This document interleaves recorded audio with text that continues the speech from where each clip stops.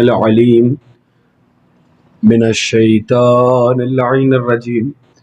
حسبنا الله نعم الوكيل نعم المولى ونعم النصير.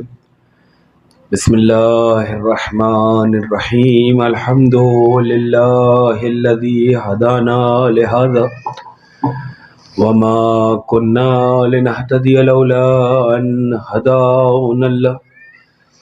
لقد جاءت رسل ربنا بالحق.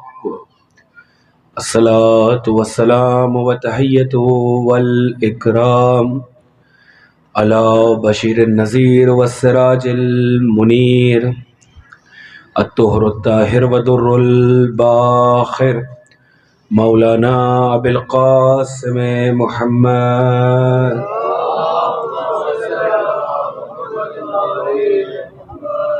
وأهل بيته الطيبين الطاهرين المعصومين المظلومين المنتخبين المنتجبين الميامين الهداة المهديين لا سيما ابن عمه ووصيه ونجيه وباب مدينة علمه ونائم في بيته ولباسه زینت المحراب والمسجد والمنبر فاتح البدر والحنین والخیبر قاتل مرحب وعمر وعنتر امام المشرقین ساجد القبلتین والد الحسنین الذي امام المشارق والمغارب نقطة دائرة المطالب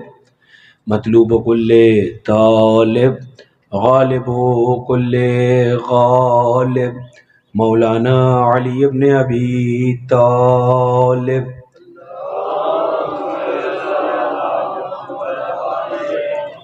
اما بعد فقد قال الله سبحانه وتعالى في محكم كتابه المجيد وفرقانه الحميد وهو أصدق الصادقين وقوله الحق إن أكرمكم عند الله أتقاكم. بار مل کے درود پڑھے محمد و آل محمد پر.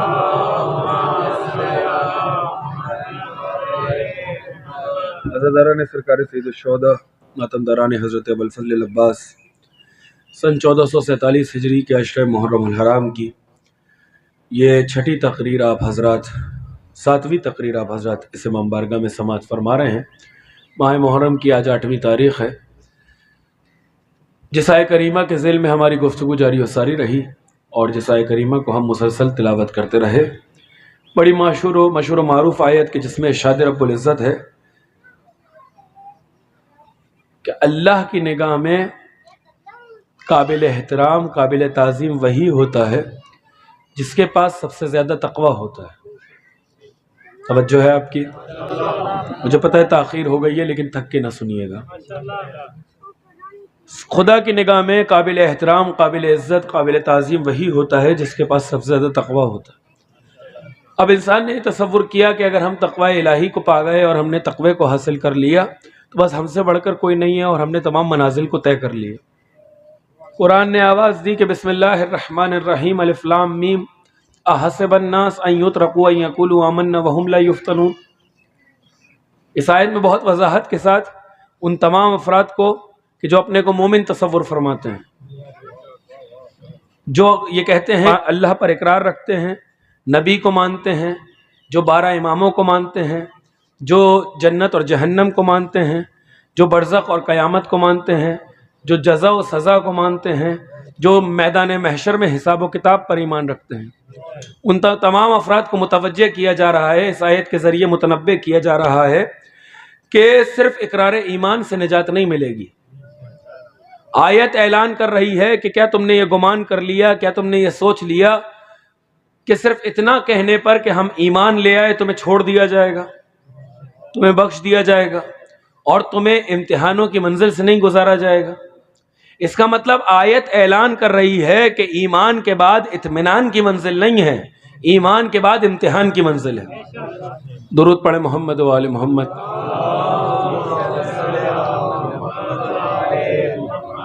ایمان کے بعد اطمینان کی منزل نہیں ہے، ایمان کے بعد امتحان کی منزل ہے۔ ہر صاحب ایمان کو اقرار ایمان کے بعد آمادہ امتحان رہنا چاہیے، ہر مومن کو اقرار ایمان کے بعد امتحان کے لیے تیار رہنا چاہیے، اس لیے کہ یہ قرآن کا بڑا واضح اعلان ہے کہ جب تک مومن کو آزمایا نہ جائے، جب تک مومن کو پرکھا نہ جائے، جب تک مومن کو منزل امتحان سے گزارا نہ جائے، تب تک نجات نہیں ہوگی۔ اس کا معنی یہ ہے کہ نجات بر بنیاد اقرار ایمان نہیں ہے، نجات بر بنیاد کامیابی امتحان ہے۔ اور مومنوں کو آزمایا جائے گا، مومنوں کو پرکھا جائے گا، مومنوں کو جانچا جائے گا، مومنوں کو منزل امتحان سے گزارا جائے گا، مگر یہ جو امتحان ہوگا تو یہ امتحان لینے والے کے اضافہ علم کے لیے نہیں ہے۔ یہ امتحان اس لیے نہیں ہے کہ معاذ اللہ کو علم نہیں کہ اقرار ایمان کرنے والا کون اپنے اقرار میں سچا ہے، کون جھوٹا، کون صحیح ہے، کون غلط۔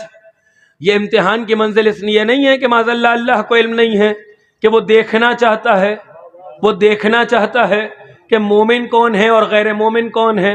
ارے جس کو اس نے اپنی صفتوں کا مظہر بنایا، اس کی ذوالفقار نسلوں میں چھپے ہوئے مومنوں کو پہچان لیتی ہے، اس کے لیے کیا دشواری ہے، اس کے لیے کیا پریشانی ہے؟ تو یہ امتحان کی منزل اللہ کے اضافہ علم کے لیے نہیں ہے، یہ دوسروں کو عطا یقین کے لیے ہے کہ دوسروں کو مومن کے ایمان کا اندازہ ہو سکے۔ چنانچہ سب سے پہلا امتحان جو آسمان پر ہوا وہ حضرت آدم اور فرشتوں کا امتحان ہوا۔ اب یہ امتحان اللہ نے اس لیے نہیں لیا کہ معاذ اللہ آدم کے بارے میں اللہ کو علم نہ تھا، نہیں، اللہ کو علم تھا، مگر چونکہ اعتراض فرشتوں نے کیا تھا کہ تو ایسے کو زمین پر بنا رہا ہے جس کی نسلیں زمین پہ خوریزی کریں گی، تو آواز آئی تھی انی عالم ما لا تعلمون، میں جانتا ہوں تم نہیں جانتے۔ یعنی امتحان آدم کا مقصد یہ نہیں تھا کہ اللہ کو علم نہیں ہے، اللہ کو علم تھا، اب وہی علم فرشتوں کو عطا کرنا ہے، اب فرشتوں کو دولت یقین عطا کرنا ہے، اب فرشتوں کو جناب آدم کی عظمت کے بارے میں علم عطا کرنا ہے، لہٰذا اللہ نے امتحان لیا۔ آدم اور فرشتوں کا امتحان ہوا، اس لیے نہیں تھا، اعتراض چونکہ فرشتوں کی جانب سے تھا کہ تو اسے بنا رہا ہے، لہٰذا اللہ نے آدم اور ملائکہ کا امتحان لیا، امتحان ہوا۔ اب دیکھیے میری منزل سے جڑ جائیے کہ اللہ نے، یہ پہلا امتحان ہے دنیا کا، یہ دنیا کا پہلا امتحان ہے جس میں اللہ نے جناب آدم کو عہدہ پہلے دیا، امتحان بعد میں لیا۔ اگر توجہ فرمائیں گے تو انشاءاللہ لطف آئے گا۔ آدم کو اللہ نے عہدہ پہلے دیا، امتحان بعد میں لیا۔ انی جاعل فی الارض خلیفہ کا اعلان پہلے کیا، امتحان بعد میں لیا۔ مسجود ملائکہ پہلے بنایا، امتحان بعد میں لیا۔ حالانکہ دنیا کے قانون، امتحانات کے قانون یہ ہوتے ہیں کہ دنیا میں امتحان پہلے ہوتا ہے، عہدہ بعد میں ملتا ہے، ایگزام پہلے ہوتا ہے، رزلٹ بعد میں آتا ہے، ٹیسٹ پہلے ہوتا ہے، منصب بعد میں دیا جاتا ہے۔ لیکن اللہ نے جناب آدم کو عہدہ پہلے دیا، اللہ نے جناب آدم کو عہدہ خلافت پہلے دیا، امتحان بعد میں لیا، تاکہ یہ پیغام بھی پہنچ جائے کہ اب اگر کسی معصوم کو منزل امتحان میں دیکھنا تو امتحان معصوم کا مقصد بھی سمجھ لینا۔ کیا سن رہے ہیں آپ؟ اگر کوئی معصوم منزل امتحان سے گزرے تو یہ بھی سمجھ لینا کہ معصوم کا امتحان معصوم کو آزمانے کے لیے نہیں ہوتا، معصوم کا امتحان معصوم کو پرکھنے کے لیے نہیں ہوتا، دوسروں کو رتبہ معصوم دکھانے کے لیے ہوتا ہے۔ توجہ فرما رہے ہیں بھائی؟ اگر کوئی نبی، کوئی امام، کوئی نبی، کوئی رسول، کوئی امام منزل امتحان سے گزرے تو یہ امام کا امتحان امام کو آزمانے کے لیے نہیں ہے، دوسروں کو رتبہ امام دکھانے کے لیے ہے۔ اب اگر کربلا کو منزل امتحان سمجھا جائے تو کربلا میں امام حسین کو اللہ نے آزمایا نہیں ہے، آئینہ کربلا میں قد حسین کو دکھایا ہے۔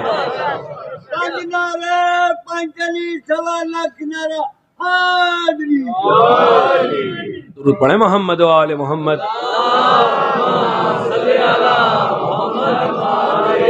درود پڑھیں محمد و آل محمد۔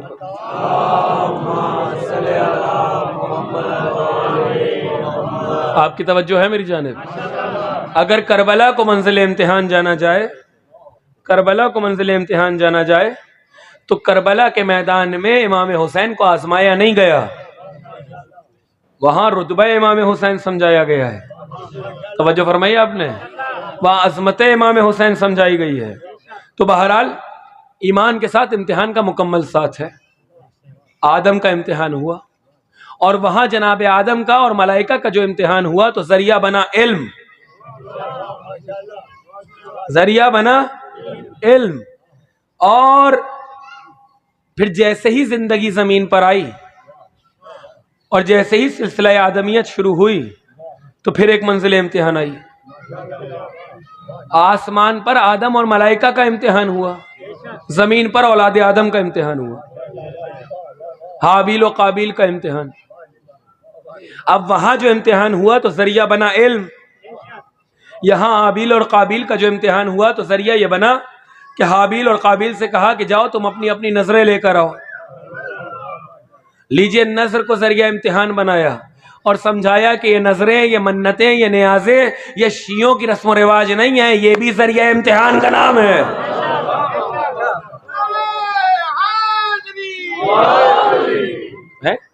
یہ نظر و نیاز رسم و رواج نہیں ہے، یہ نظر و نیاز رسم و رواج نہیں ہے، یہ بھی ذریعہ امتحان ہے. میں مجھ سے کہا گیا تھا علمی گفتگو سننے کے عادی ہیں، میں تو ٹھوس علمی گفتگو کر رہا ہوں، پریشان تو نہیں ہے. یہ نظر و نیاز رسم و رواج کا نام نہیں ہے، یہ بھی ذریعہ امتحان ہے. حابیل سے کہا تم اپنی نظر لے کر آؤ، قابیل سے کہا تم اپنی نظر لے کر آؤ. قابیل نظر کے معاملے میں سڑا ہوا غلہ لے کے چلا. ایک درود پڑھے محمد و آل محمد.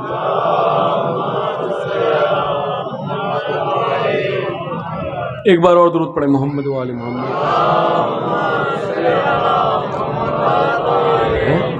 حابیل سے کہا تم اپنی نظر لے کر آؤ، قابیل سے کہا تم اپنی نظر لے کر آؤ.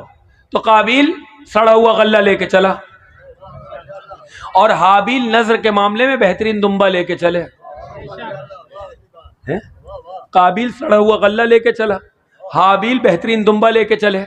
لیجئے یہ امتحان ہو رہا تھا، قابیل امتحان میں ناکام ہوا اور حابیل امتحان میں کامیاب ہوئے، اور پہچان بنی کہ جو نظر میں سخاوت دکھاتا ہے وہی امتحان میں پاس ہو پاتا ہے. حابیل و قابیل کا امتحان ایمان کے ساتھ امتحان کا مکمل ساتھ ہے. آسمان پر آدم اور ملائکہ کا امتحان، زمین پر حابیل و قابیل کا امتحان. اور پھر امتحان کا وقت آیا، ایک سیلاب آیا، ایک طوفان آیا، ایک کشتی بنی، ایک نبی چلا.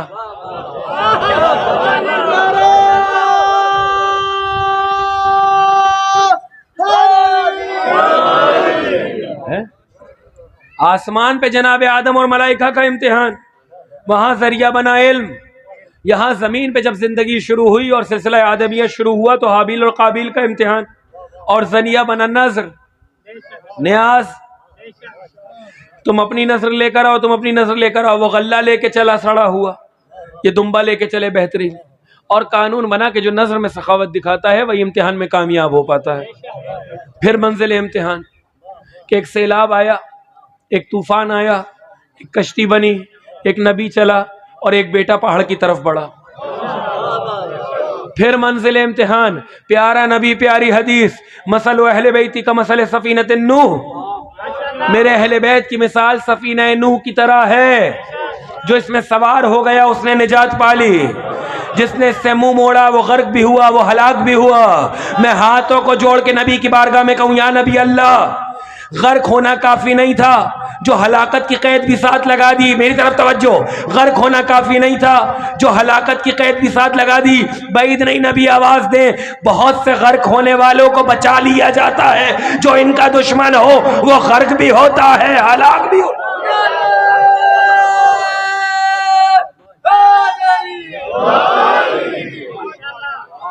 ہے. مثل اہل بیتی کا مثل سفینۃ نوح، میرے اہل بیت کی مثال سفینہ نوح کی طرح ہے. منزل امتحان ہے کہ ایک نبی چلا، ایک کشتی بنی. نبی پہاڑ کی طرف نہیں گیا، نبی کشتی کی جانب گیا، بیٹا پہاڑ کی طرف بڑھا. لیجئے پھر منزل امتحان کہ ایک طرف پہاڑ ہے، ایک طرف کشتی ہے نجات. اب امتحان ہو رہا ہے کہ کون کدھر جاتا ہے. امتحان ہو رہا ہے کہ کون کدھر جاتا ہے. لیجئے نوح کا بیٹا امتحان میں ناکام ہوا, کشتی کی طرف نہیں بڑھا, پہاڑ کی طرف بڑھا, اور پہچان بنی کہ جو امتحان میں ناکام ہوتے ہیں وہ کبھی نبی کی آواز پہ نہیں جاتے, ہمیشہ پہاڑوں کی.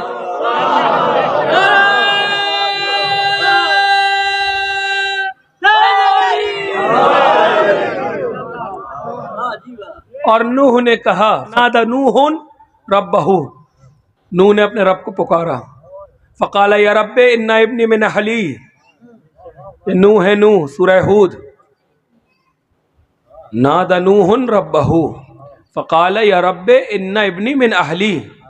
نوح نے کہا پالنے والے, ابنی میرا بیٹا, میرا بیٹا.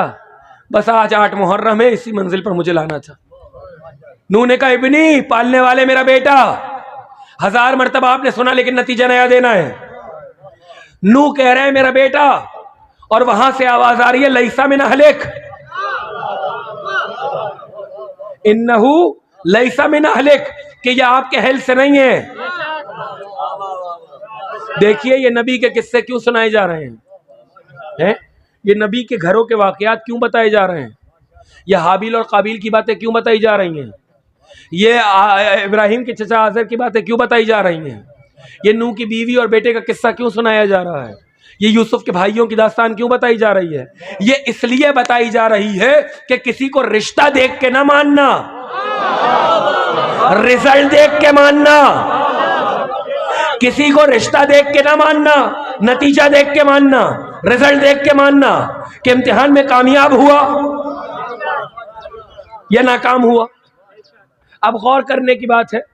نوح نے کہا ابنی, 1000 مرتبہ سنا, پالنے والے میرا بیٹا, پالنے والے میرا بیٹا. اور آواز آئی انہو لیسا من اہلک, کہ یہ آپ کے اہل سے نہیں ہے, یعنی آپ کا بیٹا نہیں ہے. بھائی کہنا یہ چاہیے تھا کہ یہ مومن نہیں, یہ موحد نہیں, یہ اطاعت گزار نہیں, یہ نمازی نہیں, یہ پرہیزگار نہیں. کہا گیا بیٹا ہی نہیں. کیا سن رہے, نوح کہہ رہے میرا بیٹا, اور وہاں سے آواز آ رہی ہے لیسا من اہلک. بھائی کہنا یہ چاہیے تھا کہ یہ مومن نہیں. آخری آدمی تک توجہ, یہ مومن نہیں, یہ مسلم نہیں, یہ موحد نہیں, یہ عبادت گزار نہیں, یہ پرہیزگار نہیں. آپ نے غور کیا وہاں اس کا ایمان کا انکار نہیں ہوا, رشتہ ہی کینسل ہو گیا. کیا سن رہے ہیں آپ, وہاں رشتے کا رجسٹریشن ہی کینسل کر دیا گیا. توجہ فرمائی, وہاں رشتے کا رجسٹریشن ہی کینسل ہو گیا. معلوم ہوا کہ جو نبی کا نافرمان ہو وہ مومن تو مومن, وہ مومن تو مومن, رشتہ دار بھی نہیں رہ جاتا. بھائی یہ قرآن ہے, قرآن میرا بیان نہیں, آیت ہے, آیت کوئی روایت نہیں. قرآن کیا سمجھا رہا ہے کہ جو نبی کا نافرمان ہو وہ مومن تو مومن, مسلم تو مسلم, رشتہ دار بھی نہیں رہ جاتا. تو اگر بیٹا نافرمانی کرے تو بیٹا نہیں رہتا, تو اگر کوئی بیوی کرے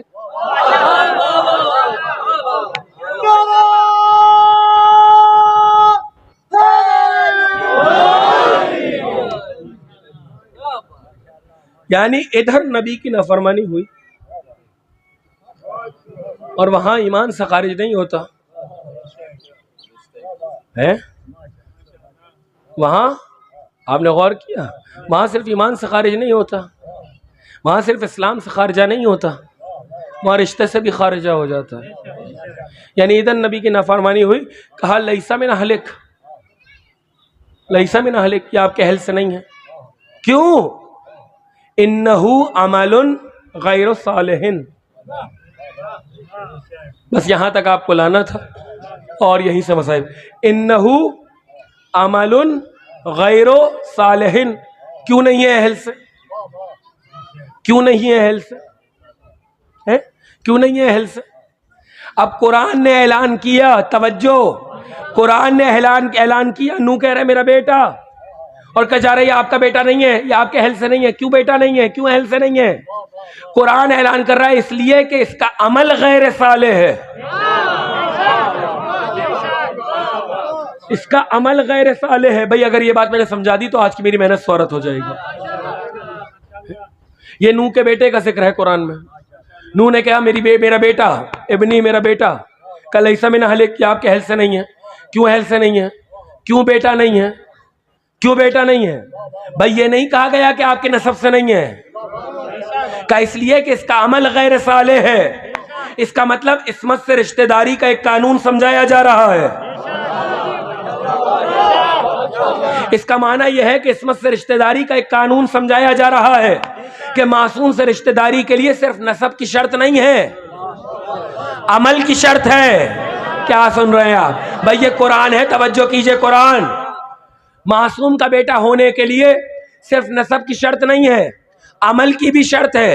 اور کون سا عمل؟ عمل صالح. کون سا عمل؟ عمل صالح. کہ معصوم سے رشتہ داری کے لیے صرف نسب ہونا ضروری نہیں، عمل کی شرط. کون سا عمل؟ عمل صالح. یعنی معصوم کا بیٹا وہ ہوگا کہ جس کا عمل صالح ہوگا. اب سمجھ میں آیا کہ شہزادی نے عباس کو اپنا بیٹا کیوں کہا؟ بھائی توجہ، اب سمجھ میں آیا معصومہ نے عباس کو اپنا بیٹا کیوں کہا. میں دلیل دینے لگا ہوں. عباس کو اپنا بیٹا کیوں کہا؟ اس لیے کہ وہاں جو اسے خارج کیا گیا نسب سے تو بر بنیاد عمل، کہ جس کا عمل صالح نہ ہو وہ معصوم کا بیٹا نہیں ہوتا. تو جس کا لقب ہی عبد الصالح ہو،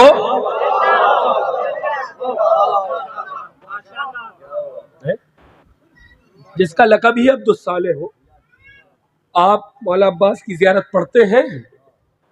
میں نے کتنی مضبوط دلیل پیش کی آپ کی خدمت میں. السلام علیکہ ایھا العبد الصالح ہے. معصوم کا بیٹا ہونے کے لیے نسب کی شرط نہیں، عمل کی شرط. عمل صالح ہو تو معصوم کا بیٹا ہوگا. بھائی یہ جملہ آپ کے حوالے اور ربط مصائب.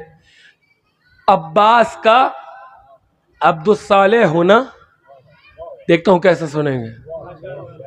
عباس کا عبد الصالح ہونا معصومہ کا بیٹا ہونے کی دلیل. عباس کا عبد الصالح ہونا معصومہ کا بیٹا ہونے کی دلیل، اور معصومہ کا بیٹا ہونا معصوم ہونے کی دلیل.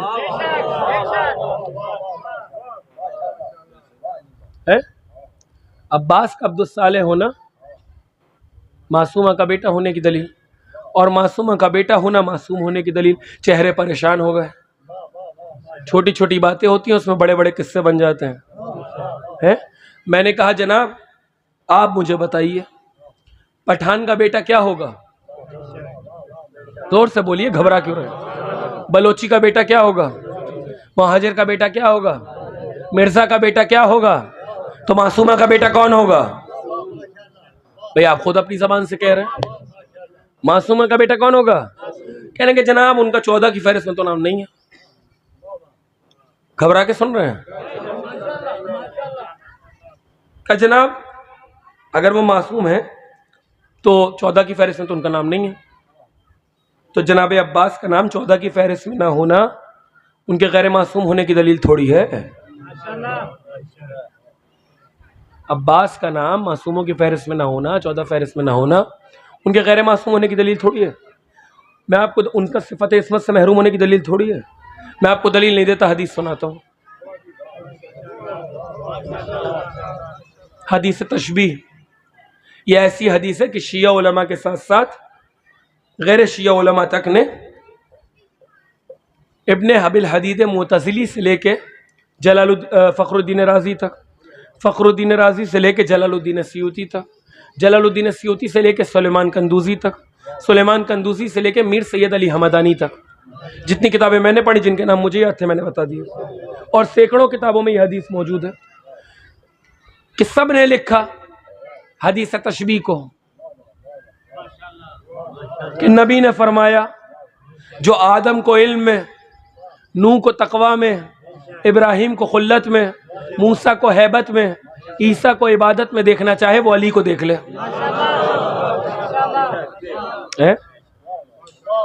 یہ شیعہ غیر شیعہ سب نے لکھا. ایک درود پڑھے محمد و آل محمد.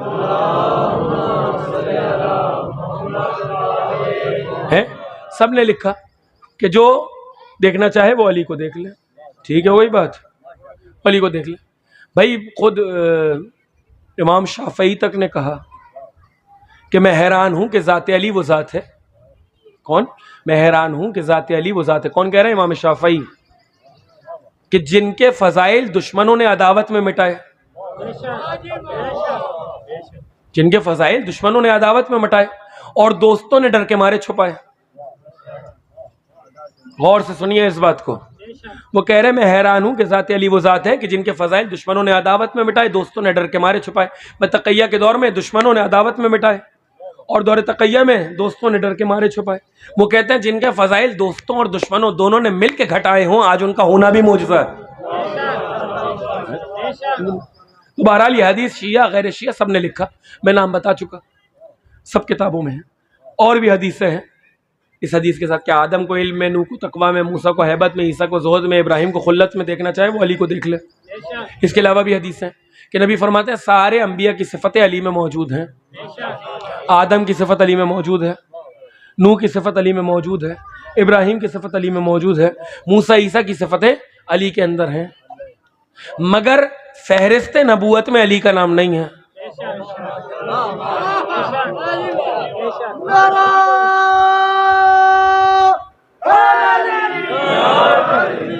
ہے فہرست نبوت میں علی کا نام نہیں ہے.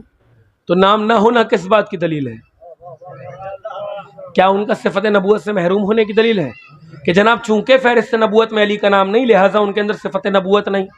کہ نہیں جناب، نام فہرست میں ہو یا نہ ہو، علی کے اندر صفت نبوت ہے تو لو فیصلہ ہو گیا. جیسے باپ کا نام فہرست نبوت میں نہ ہونا ان کے صفت نبوت سے محروم ہونے کی دلیل نہیں، ویسے ہی بیٹے کا نام 14 کی فہرست میں نہ ہونا ان کے غیر معصوم ہونے کی دلیل نہیں.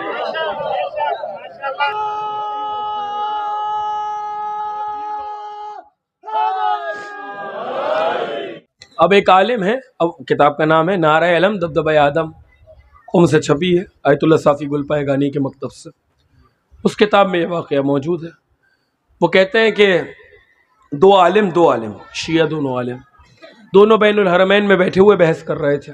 کیا کر رہے تھے؟ بحث کر رہے تھے. ایک کا یہ عقیدہ تھا کہ سلمان ابوالفضل سے افضل ہیں، اور دوسرے کا یہ عقیدہ تھا کہ ابوالفضل کو جا سلمان کو جا. ابوالفضل آقا ہیں، سلمان غلام ہیں. دونوں کی اپنی اپنی دلیلیں تھیں. علمی بحث تھی. علمی بحث اچھی ہوتی ہے کہیں پہ بھی ہو. سب دونوں اپنے نظریے اور روایتوں کے ذریعے کہ بھی سلمان کے لیے کا سلمان و منا اہل البیت، سلمان زمین پہ اللہ کا دروازہ ہے، سلمان محدث ہیں، ٹھیک ہے نا، خدا گفتگو کرتا ہے سلمان سے ملائکہ کے ذریعے. حدیث وہ اپنی دلیلیں پیش کر رہے ہیں. یہ اپنی دلیلیں کہ عباس علی کے بیٹے ہیں، خدا نے پر عطا فرمائے ہیں، جنت میں جعفر طیار کی طرح سیر کر رہے ہیں. جتنے بھی شہداء ہیں اول اسلام سے آخر اسلام تک قیامت کے دن سب عباس پہ غبطہ کھائیں گے. خدا نے وہ منزلت عطا کی ہے. وہ حدیث اپنی سنا رہے ہیں، یہ اپنی سنا رہے ہیں. کسی نتیجے پہ بحث نہیں پہنچی، دونوں جدا ہو گئے. توجہ، دونوں جدا ہو گئے. یہ جو کہہ رہے تھے کہ سلمان ابوالفضل سے افضل ہیں، یہ جب رخت خواب پہ گئے اور ان کو نیند آئی تو خواب میں دیکھا کہ ایک محفل لگی ہوئی ہے، بڑی اچھی خاصی محفل ہے، بڑے بڑے بزرگ اس میں تشریف فرما ہیں، ایک اچھی خاصی مسند ہے اور یہ بھی اس محفل میں موجود ہیں. کہتے ہیں انہوں نے دیکھا کہ سلمان مسند پہ بیٹھے ہوئے تھے. توجہ ہے، سلمان مسند پہ بیٹھے ہوئے. اب یہ خوش ہیں، ظاہر ہے سلمان کو افضل ماننے والے ہیں تو خوشی ہوں گے، خوش. اتنے میں نے دیکھا کہ شان کے ساتھ محفل چل رہی تھی. صدر دروازے سے کسی نے آ کے اعلان کیا عباس آ رہے ہیں. صدر دروازے سے آگے کسی نے اعلان کیا عباس آتے ہیں. اب دیکھا سب کا پورا مجمع احترام کے لیے کھڑا ہو گیا. سلمان صرف کھڑے نہیں ہوئے، روایت کا جملہ ہے اتنے جھکے کہ ایسا لگتا تھا رکوع میں چلے گئے. اتنا جھکے کہ ایسا لگتا تھا رکوع میں چلے گئے. اپنی مسند کو چھوڑا، عباس کو مسند پہ بیٹھایا، خود قدموں میں بیٹھ گئے. اس کے بعد یہ عالم جس کا یہ کہنا تھا کہ سلمان ابوالفضل سے افضل ہیں، سلمان نے ایک مرتبہ گھورنا شروع کیا. اب وہ کہتا ہے ایسا لگتا تھا میرے جسم سے روح نکل جائے گی، اور غصے کی حالت میں جلال کے عالم میں مجھے کہا او احمق، سلمان کو عباس سے بڑا بتاتا ہے. اگر عباس چاہے اور اپنی نگاہ اس کائنات پہ دوڑائے تو سب کو سلمان بنا دے۔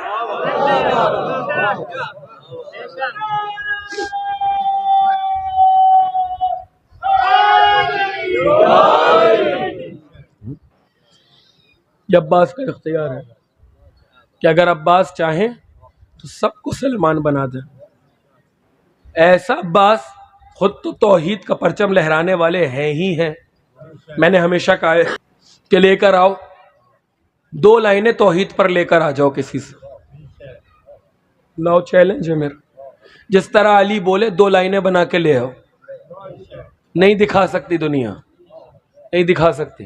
اما توحید پہ وہی بولتا ہوا اچھا لگتا ہے جس نے اللہ کے علاوہ کسی کے سامنے سر نہ جھکایا ہو۔ سب سر جھکا چکے، علی ہی ہیں جن کو جچتا ہے توحید پہ اس طرح بات کریں۔ تو نہج البلاغہ کو دیکھو، علی تو علی ہیں، توحید کے علم بردار، پیغام توحید کو پہنچانے والے۔ میں نصیریوں کا اس لیے بھی دشمن ہوں اور نصیریوں سے اس لیے بھی نفرت کرتا ہوں کہ نصیری تمہارے علی کے اللہ کو نہیں مانتا ہے۔ جو علی مولا کا بھی خدا ہے اس کا انکار کرتا ہے۔ علی تو توحید کے علم بردار، کیا کہنا، چھوٹے سے ہیں عباس، کم سنی کا عالم ہے، دائیں زان پہ بیٹھے ہوئے ہیں، علی کے دائیں زانوں پہ، واقعہ تاریخ نے لکھا ہے، دائیں زانوں پر ہیں عباس، کم سن ہیں۔ علی نے کہا بیٹا کہو عباس ایک، عباس نے کہا ایک، علی مولا نے کہا عباس کہو 2، خاموش۔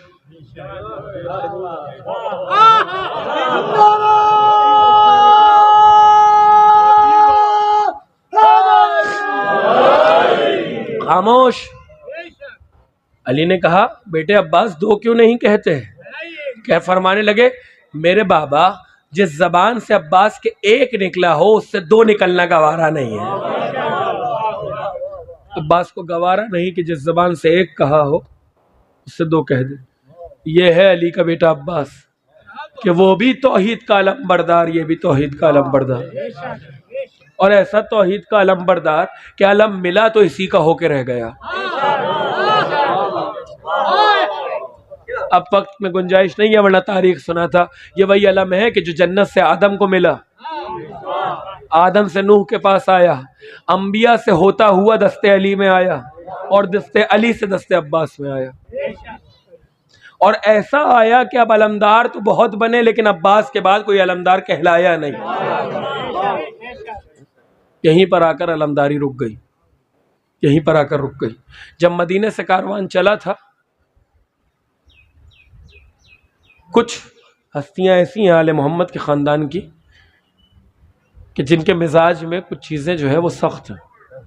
جیسے سیدہ کا مزاج جو ہے وہ مانگنے والا نہیں ہے، سیدہ کے مزاج میں مانگنا نہیں تھا، اس لیے کہ اتنی شان و شوکت سے رسول خدا نے سیدہ کو بڑا کیا تھا کہ طلب کرنے کی عادت نہیں تھی، مانگنے کی عادت نہیں تھی۔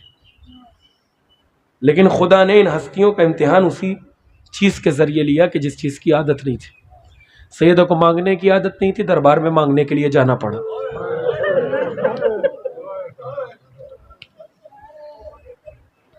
عباس کا مزاج لکھا ہے کہ بڑے غیرت مند تھے عباس، بڑے شجاع تھے عباس۔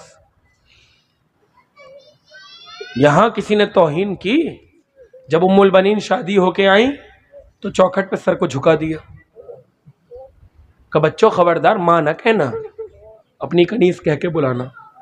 یہ ام البنین کے لیے فخر کی بات ہے، جس کی ماں ام البنین جیسی ہو اسی کو حق بنتا ہے عباس جیسا بیٹا کہلانا۔ ایسی تربیت کی، اپنے آپ کو ساری زندگی کنیز کہلوایا، بیٹے نے اپنے آپ کو ساری زندگی غلام کہلوایا۔ نہ کبھی حسین کو بھائی کہا، نہ کبھی زینب کلثوم کو بہن کہا، ہمیشہ غلاموں کی طرح رہے۔ اور یہی تو وجہ تھی کہ جب علی جانے لگے تو آخری رات حسن کو بلایا اور اپنے سارے گھر والوں کو جمع کیا، اور اس کے بعد کہا یہ تمہارا آج کے بعد امام ہے، حسن تمہیں ان کے سپرد کرتا ہوں، ان سب کو تمہارے سپرد کرتا ہوں۔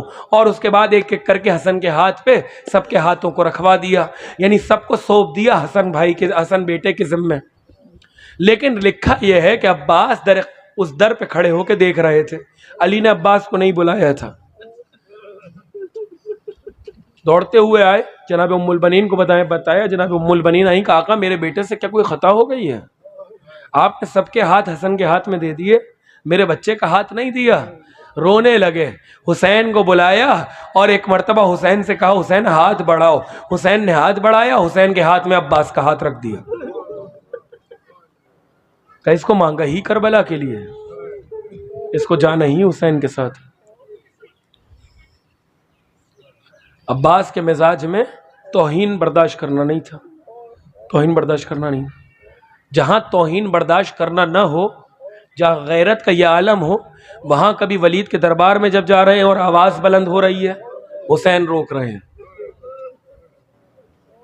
عباس صبر.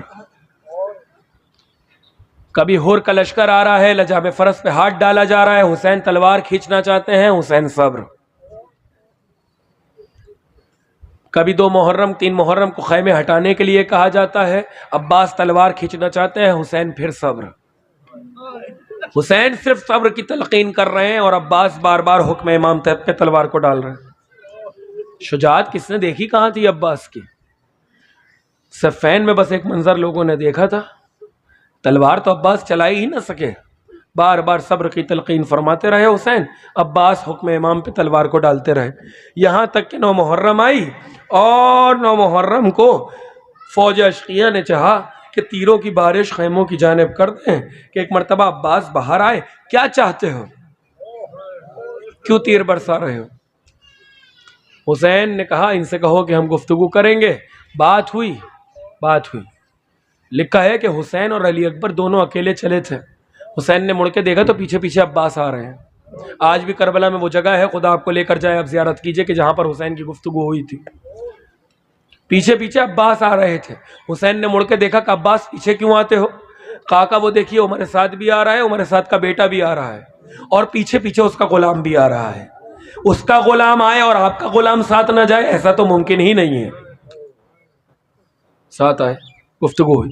حسین نے ایک رات نماز کے لیے, عبادت کے لیے, اس لیے کہ حسین کو نماز سے بڑی محبت ہے, حسین کو تلاوت قرآن سے بڑی محبت ہے, ساری رات عبادت میں مشغول رہے. صبح کا وقت آیا, ایک کے بعد ایک لاشا حسین اٹھا کر لے کر آتے رہے. کبھی قاسم کا لاشا, کبھی اون محمد کا لاشا, کبھی بریر کا لاشا, کبھی مسلم ابن اوسجہ کا لاشا. لاشیں لا کے رکھتے رہے, یہاں تک کہ عباس کے تینوں بھائیوں کے لاشیں خیموں میں آ گئے. عباس آئے, آقا مرنے کی اجازت دیجیے. کہ عباس کیسے مرنے کی اجازت دے دو؟ تم تو میرے لشکر کے علمدار ہو. بس لشکر کا نام آنا تھا. فنظر یمین و شمال, عباس نے دائیں دیکھا, عباس نے بائیں دیکھا, رو کر کہنے لگے آقا جس لشکر کا علمدار تھا اب وہ لشکر ہی کہاں باقی رہا. آقا مرنے کی اجازت دیجیے. اجازت نہیں ملی.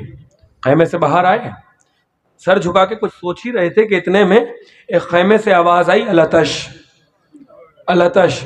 عباس کے لبوں پہ مسکراہٹ آ گئی. خیمے کے اندر داخل ہوئے. روایت میں نے جملہ پڑھا ہے, سکینہ بی بی اوندے منہ زمین پہ لیٹی ہوئی تھی. پیاس کی ایسی شدت تھی, آگے بڑھ کے چچا نے بھتیجی کو اٹھا لیا, سینے سے لگا لیا اور ایسا ملایا کہ آج تک جہاں علم ہے وہاں مشق سکینہ ہے. آج بھی چچا بھتیجی کے ساتھ ہے. کہ جاؤ بیٹا مشکیزہ لے کر آ جاؤ, تمہارا چچا تمہارے لیے پانی لے کر آئے گا. سکینہ کو لیا, علم مشکیزہ لیا, روانہ ہوئے. اب جو حسین نے خیمے میں آتے ہوئے دیکھا, آنکھوں سے آنسو جاری ہوئے. سکینہ بی بی کو دیکھ کے فرمایا, سکینہ آج تو چچا کو مرنے کی اجازت دلوا رہی ہو بیٹا, کل جب شبر تماچے مارے گا تو چچا کو بہت یاد کرو گی. کل جب تازیانے لگیں گے تو چچا کو بہت یاد کرو گی. جانے لگے. بیویوں نے کہا عباس ذرا زینب عالیہ بلاتی ہے, خیموں میں آئیے. عباس خیمے میں آئے, سر جھکا کے کھڑے ہو گئے. جی آقا زادی. زینب نے عباس کو کچھ نہیں کہا, بیبیوں کی طرف متوجہ ہوئی اور کہنے لگی, بیبیوں ہم جب مدینے سے چلے تھے تو تم سب کے پردوں کی ضمانت زینب نے لی تھی. زینب نے کہا تھا میں پردے کی ضامن ہوں, لیکن آج میں ضمانت واپس کر رہی ہوں. سب بیبیوں نے رو کر کہا, بی بی یہ کون سا وقت ہے ضمانت واپس کرنے کا؟ فرمانے لگی, ارے جو میرے پردے کا ضامن تھا اب وہ مرنے کے لیے چاہ رہا زینب ضمانت ہے واپس، اجرکم علی الزہرا۔ چلے چلے گھوڑے کو دوڑاتے ہوئے۔ کربلا کا میدان چٹیلی میدان تھا، اترتے تھے چڑھتے تھے۔ در خیمہ پر بچے کھڑے ہوئے ہیں اور ننھے بچوں کے ہاتھوں میں کوزے ہیں، سب منتظر ہیں کہ اب چچا پانی لے کر آئے گا، اب ہماری پیاس بجھ جائے گی۔ عباس جب نشیب کی طرف جاتے ہیں بچوں کے دل گھبرانے لگتے ہیں، پھر جب بلندی کی طرف آتے ہیں سکینہ بی بی کہتی ہیں وہ دیکھو میرا چچا جا رہا ہے، وہ میرا چچا جا رہا ہے، ابھی پانی لے کر آئے گا۔ اتنے میں دوبارہ نیچے نشیب کی طرف اترے اور فرات میں پہنچ گئے، مشکیزے کو پانی سے بھرا اور لے کے چلے۔ جو کربلا گئے ہیں وہ جانتے ہیں، جو نہیں گئے اس فرش اعضا کی طفیل دعا مانگو خدا تمہیں کربلا کی زیارت فرمائے۔ جب جاؤ گے کربلا اور کفین کو دیکھو گے، کف عباس کی زیارت کرو گے، تو ایک کف عباس یہاں ہے تو دوسرا کف عباس وہاں ہے، بہت فاصلے پر ہے، جبکہ لکھا یہ ہے کہ دونوں ہاتھ عباس کے آگے پیچھے کٹے ہیں، زیادہ فاصلے سے نہیں کٹے۔ وہ میں بتاؤں گا کہ کیوں آگے پیچھے ہوئے۔ عزادارو عباس چلے، گھوڑے کو دوڑا رہے ہیں، ہاتھ میں علم ہے، مشکیزہ ہے۔ سکینہ بی بی کو ایک مرتبہ پھر علم نظر آیا، مسکرا کے کہنے لگی بچوں وہ دیکھو علم واپس آ رہا ہے، میرا چچا آ رہا ہے، ہمیں پانی ملے گا۔ اتنے میں سکینہ نے دیکھا علم نے ہچکولا کھایا، ارے بچوں کوزوں کو رکھ دو اور دعا کرو، ہمیں پانی نہیں چاہیے، ہمارا چچا واپس آ جائے۔ علم دوبارہ سنبھلا، سکینہ کی آس بڑھ گئی، لیکن اب جو علم جھکا تو پھر دوبارہ نہ اٹھ سکا۔ مشکیزہ کو دانتوں میں پھنسایا اور عباس صرف ایک ہی دعا کرتے جاتے ہیں، پالنے والے یہ تیری عطرت تک پہنچانا ہے، تیرے نبی کی عطرت تک پہنچانا ہے، پروردگار اتنی ہمت دے دے کہ عباس پانی کو قیام حسینی تک پہنچا دے۔ خیموں کی طرف دوڑ رہے ہیں، اتنے میں پیچھے سے ایک گرز کا حملہ ہوا، گھوڑے سے زمین پر آئے، عباس کا سر پاش پاش ہو گیا، مدد کے لیے حسین آئے اور آ کر سر عباس کے قریب بیٹھ گئے، سر کو اٹھایا، اپنے زانو پر رکھنا چاہا، عباس نے سر کو ہٹا دیا، پھر سر کو اٹھایا، پھر اپنے زانو پہ رکھنا چاہا، پھر عباس نے ہٹا دیا۔ بعید نہیں کہنا چاہتے ہو آقا، ابھی تو میرے سر کو رکھ رہے ہیں لیکن کل جب خود زمین پہ گریں گے ارے کوئی سر کو رکھنے والا نہ ہوگا۔ عباس کوئی آخری تمنا ہے، کوئی آخری تمنا ہے؟ ایک آنکھوں میں تیر ہے اور ایک آنکھ میں خون ہے۔ کہنے لگے آقا جب دنیا میں آیا تھا تو آپ کی زیارت ہوئی تھی، اب جب دنیا سے جانے والا ہوں تو چاہتا ہوں آخری مرتبہ پھر آپ کے چہرے انور کو دیکھ لوں۔ آقا میرے ہاتھ نہیں کہ تیروں کو نکال سکتا، آقا آنکھوں میں خون ہے صاف نہیں کر سکتا، اگر ہو سکے تو آنکھ سے خون کو صاف کر دے۔ ابا کے دامن کو اٹھایا اور ایک مرتبہ خون کو صاف کیا۔ عباس نے آخری مرتبہ بھائی کو دیکھا، عباس آخری بار بھائی کہہ کے پکارو۔ عباس نے بھائی کہا، روح قفس انصری سے پرواز کر گئی، لاش عباس خیموں میں نہیں آیا، بس علم آیا۔ سکینہ سمجھی چچا آ گئے، اب جو قریب آ کے دیکھا ارے خالی علم، چھدا مشکیزہ، حسین آئے، عباس لوٹ کے